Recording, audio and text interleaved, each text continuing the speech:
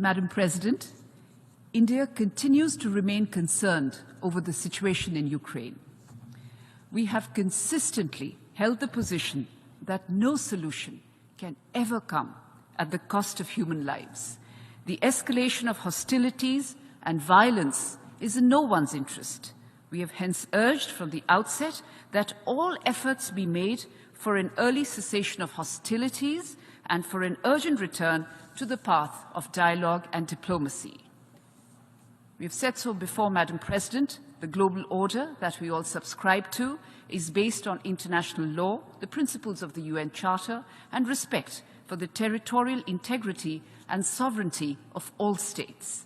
Engaging in dialogue stands as the sole path to resolving conflicts and differences, no matter how insurmountable such a course may seem at present. The path to peace requires us to keep all channels of diplomacy open.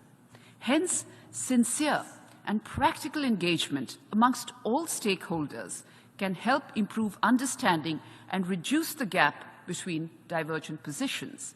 The wholehearted participation and commitment of all stakeholders will be critical for stable and lasting peace. A focus on alleviating the consequences of the conflict, Madam President, will be of lasting benefit globally, especially for the most vulnerable societies and economies. India's G20 presidency has ensured that some of those economic pitfalls faced by developing countries were brought to the forefront of the G20 agenda, and through a consensus-based approach, a roadmap agreed upon, which also provided solutions for countries facing debt distress. Looking ahead, Madam President, India's approach to the Ukraine conflict will continue to be people-centric. We are providing both humanitarian assistance to Ukraine and economic support to some of our neighbors in the global south facing economic distress.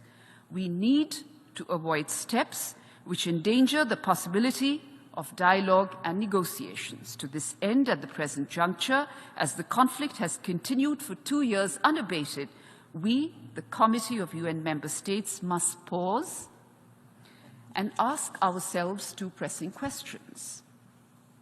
One, are we anywhere near a possible acceptable solution? And if not, why is it that the UN system, and particularly its principal organ, the United Nations Security Council, mandated to primarily maintain international peace and security? Why is it rendered completely ineffective to the resolution of the ongoing conflict?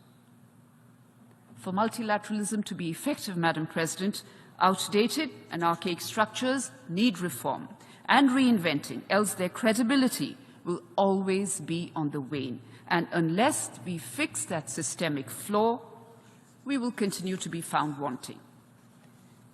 As I conclude, Madam President, I will reiterate Prime Minister Narendra Modi's assertion that this is not an era of war. We must remain focused on our shared objectives to achieve our development goals and the partnership and cooperation that we will need for achieving these. As we, the Member States, strive to bring the process of achieving the SDGs back on track, and as we endeavor to forge a significant pact for the future, we should aim for more cooperation and not less.